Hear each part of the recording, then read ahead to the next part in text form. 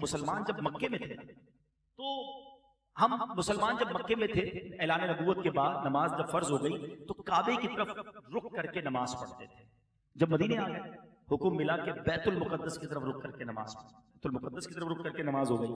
ٹھیک ہے, 17 مہینے تک, سن 2 ہجری آ گیا, 17 مہینے تک مسلمان بیت المقدس کی طرف رخ کر کے نماز پڑھنے لگے. اب جو زمانے کے یہودی تھے, غیر مسلم تھے, وہ مسلمانوں کو تانے دیتے تھے کہ کمال ہے, تمہارے نبی دین تو نیا لائے ہیں لیکن قبلہ تو ہمارا ہی اپنایا ہوا ہے, ہمارے قبلے کی طرف سارے مسلمان رک کر کے نماز پڑھتے ہیں. اب یہ بار بار کا ٹونٹ کرنا, بار بار کا طنز کرنا نبی پاک کے دل کو, پیارے آقا کے قلب کو تکلیف پہنچتی تھی. نبی پاک رنجیدہ ہو جاتے. اب ایک دن کیا ہوا, نبی پاک علیہ السلام بار بار آسمان کی طرف نگاہ اٹھاتے, شاید ابھی وحی آ جائے, ابھی حکم آ جائے, ابھی یہ فرمان آ جائے کہ ہم قبلے کی طرف رخ کریں. تمنا تھی, آرزو تھی, اور بار بار آسمان کی طرف نظر اٹھاتے تھے. اللہ اکبر, اللہ کو اپنے حبیب کا یہ بار بار نظر اٹھانا کیسا پسند آیا کہ اس کا ذکر قرآن میں پیارے انداز میں کیا ہے. سنو یہ نعت نہیں تو کیا ہے, اللہ قرآن میں فرماتا ہے اے محبوب ہم دیکھ رہے ہیں تمہارا بار بار آسمان کی طرف منہ کرنا, تمہارا بار بار نگاہ اٹھانا ہم دیکھ رہے ہیں. پھر کیا فرمایا, فَلَنُوَلِّيَنَّكَ قِبْلَةً تَرْضَاهَا, اے محبوب اس قبلے کی طرف منہ پھیر دو جس میں تمہاری خوشی ہے. اللہ نے یہ نہیں فرمایا جس میں رب کی خوشی ہے, اے محبوب ادھر رک کر دو جدھر تیری خوشی ہے. اللہ چاہتا ہے محبوب کی رضا.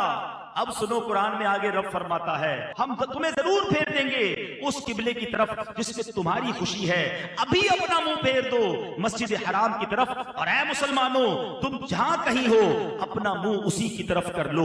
اب یہ حکم آیا کیسے, اللہ اکبر, اس میں بھی رب کی کیا مصلحت ہوگی, مشیت الہی کیا ہے. ارے وہی جو ہے وہ نماز سے پہلے آ جاتی, پیارے آقا صحابہ کو بٹھاتے, اناؤنس کرتے مسلمانوں مبارک ہو اب کعبے کی طرف نماز پڑھنا ہے. پھر مصلی کعبے کی طرف کرتے, پھر نیت کرتے منہ میرا کعبے کی طرف. صحابہ بھی اپنی صفیں بناتے. نہیں, دنیا کو بتانا تھا کہ صحابہ ادب کتنا کرتے نبی پاک کا, پیارے آقا کے فرما بردار کیسے تھے, نبی پاک کی اطاعت کا جذبہ کیسا تھا.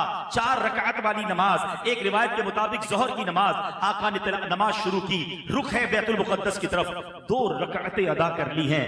ڈیورنگ دا نماز, دوران نماز یہ وہی نازل ہوتی ہے, اے محبوب ادھر منہ پھیر دو جدھر تیری مرضی ہے. اللہ اکبر, ایسا نہیں تھا کہ بیت المقدس ادھر تھا اور کعبہ ادھر تھا, 20 ڈگری کا ڈیفرنس, 30 ڈگری کا ڈیفرنس نہیں جناب, 180 ڈگری کا اباؤٹ ٹرن تھا, ٹوٹل اباؤٹ ٹرن تھا. نبی پاک نے 2 رکعت کے بعد اپنا رخ تبدیل کر دیا. نماز میں صحابہ نے پوچھا نہیں حضور یہ کیا کر رہے ہیں, حضور 2 رکعتیں ادھر 2 رکعتیں ادھر ہیں. آج بہت سارے کوئسچن لوگ کرتے ہیں نا یہ حکم کیوں ہے شریعت کا, جناب کوئی لاجک بتائیں, ہمیں شریعت کے اس حکم کی سمجھ نہیں آ رہی, ہماری عقل میں نہیں آ رہی, کوئی نہ کوئی تو حکمت ہوگی. اللہ کے بندوں سیکھو, صحابہ سے نماز پڑھ رہے تھے, آقا نے ٹرن کیا, سارے صحابہ نے اپنا رخ تبدیل کر دیا, سارے صحابہ نے رخ تبدیل کیا, رہتی دنیا کو میسج دیا.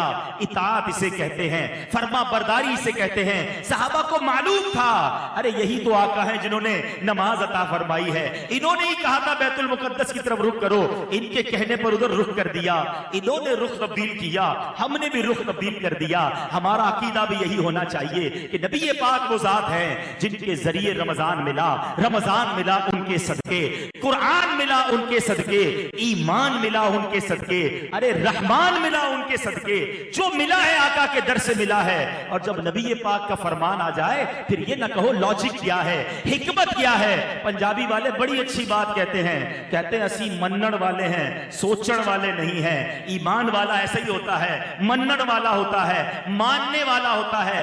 ہر بات میں لاجک تلاش نہیں کی جا سکتی. صلو علی الحبیب صلی اللہ تعالی علی محمد. مجھے اپنی اور ساری دنیا کے لوگوں کی اصلاح کی کوشش کرنی ہے.